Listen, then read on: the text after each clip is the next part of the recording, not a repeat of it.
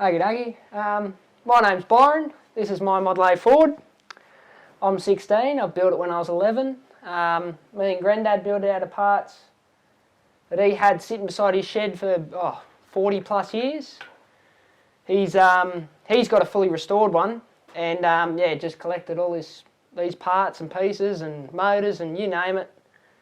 So me and Grandad built this one out of all the parts when I was 11. So and what else have I got to say? So when you say that you built it out of parts, what was it originally? Was it a roller, or? No, it was a complete, just a bare chassis. It was just all parts in boxes pretty much. The motor sat out beside Grandad's shed for 30-something years, and it was just all parts and pieces he had stacked beside the shed. And me and Grandad built it from chassis up. It's all full of Whitworth bolts, so half of them aren't tight, but that's what you do when you're 11, you just don't care.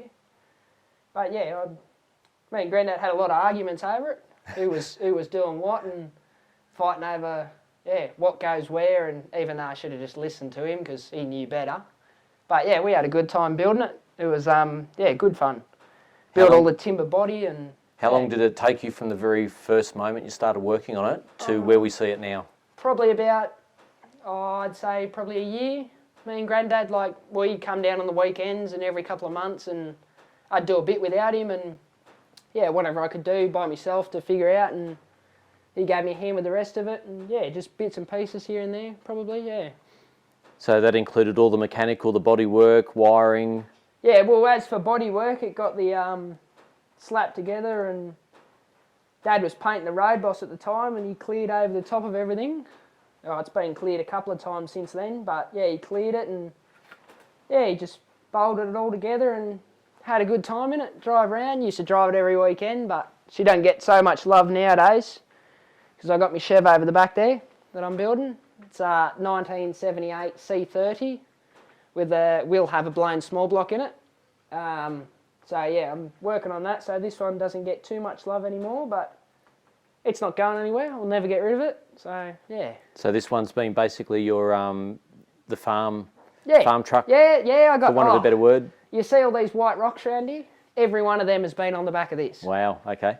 You name it, loads of wood, rocks, anything around here. So from the age of 11 you started building this, and you finished it when you were 12? Yep, I remember my 12th birthday. It was actually sitting right here behind the radiator, and I remember we finished up the timber tray. We were out in the yard, we finished it up, and I remember when I turned 12, we were doing laps the next day.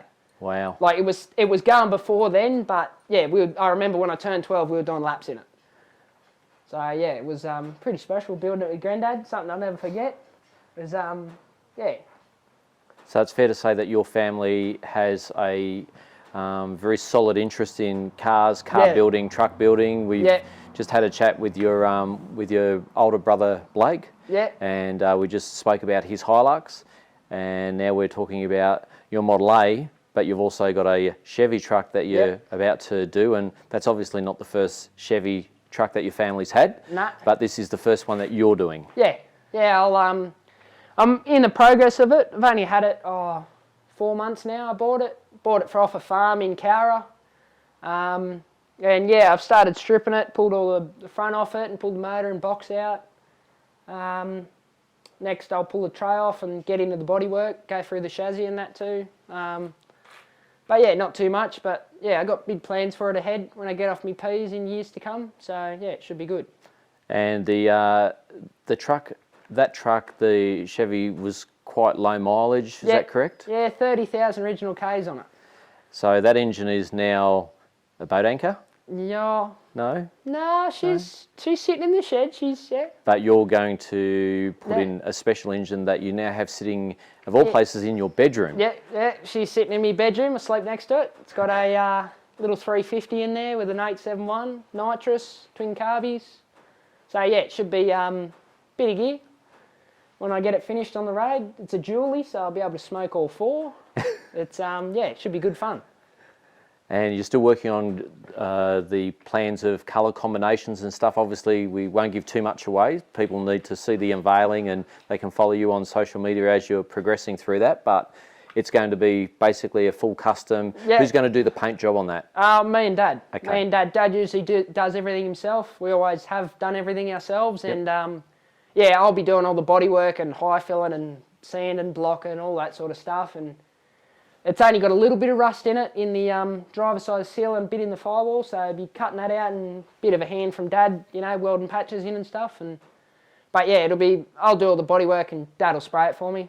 Yep. Probably push it out in the yard, nice hot sunny day, and go for gold. So you've become more hands-on now compared to when you were doing the Model A with your grandfather, in terms of your skill set now has improved, hasn't it? Yeah, Because you're yeah. now an apprentice. Yeah, as an apprentice, yeah. My skills have definitely upgraded a few bits and pieces. A lot more mechanically wise, and you know what not to do and how to do things the right way.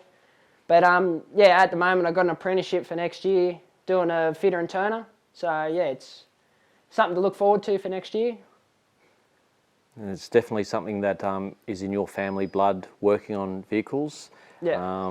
Both from your mum and dad. So Yeah. this was just the ultimate destination, wasn't it? It was basically in your DNA Yep. to love motor vehicles, and this is that classic example of someone who has that desire, that motivation and drive from the age of 11 Yep. up to the age of 12, to building something that was all in parts, Yep. to building something that lots of people still couldn't do right Now. to this very day as adults. Yeah. So Yeah, well, definitely I credit. do plan on doing something with her one day. I've got a full container of parts, so I'm thinking about. I've got good guards and running boards. I don't have a cowl, but there's not too much rust to cut out of it. But yeah, I got enough parts to make something good out of it one day, like the chassis mint in it. Yeah, I don't actually know what I want to do with it. I would like to actually just pull it apart, leave it the way it is now, and but do it mechanically up so I can leave it the way I built it with Grandad, but mechanically sound. Yes. So, you know, get it registered and that. But I'd like to put a real body on it one day. I've got the ute sides, because Grandad's is a utility, real rare Australian delivered utility, and I've got his old sides. When he rebuilt his 50 years ago, he got his remade, and I've got his original side, so I might put them on. I've got good back guards, and I've got a soft top roof that needs redoing. Just, yeah, all sorts of bits and pieces. I can, one day, if I do want to make it nice, I can. I just, yeah, don't know which way I'll go with it. It could end up with the blown small block in it for all I know. Yeah. I just watched you hand crank it before to start it up and drive it in here, which is quite awesome to watch that. Yeah, especially for someone who's 16 who would know how to do that. Which is amazing. This engine, we're having a quick chat before. How old is this engine, and when was the last time it was touched? This motor sat down beside Grandad's shed for 40-something years, and under a bit of corrugated iron. He actually, he had 4 Model A's at the time, and he pulled it out, and this motor, I had another motor in it, we blew it up, all the rings fell out of it. So we put this one in it. This motor hasn't been touched since 1952. Wow. The tag on the side of the motor is. And yeah, you've seen it before. She just goes first go with the hand crank. She's, yeah, she runs like a trooper. Absolute credit. That's fantastic. Awesome. So what's your timeline, do you think, with the Chev truck? I think it's going to take me a little while. I don't know. I really would like it very, very nice.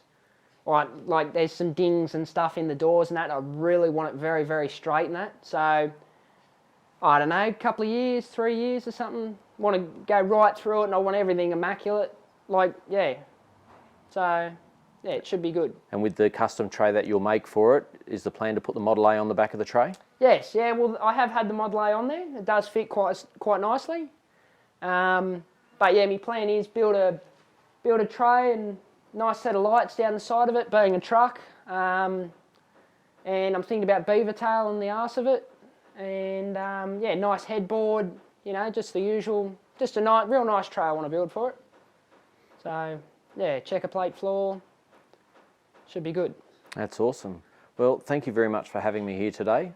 Really appreciate you sharing your story with us. Your family has an amazing story. Your brother's done a fantastic job with the family. You've done a fantastic job with your family. It's a pleasure to be able to capture this and share your story with us for a few minutes. So thanks for your time. Thanks for having me, and yeah, I like sharing my story, and thank you. Awesome.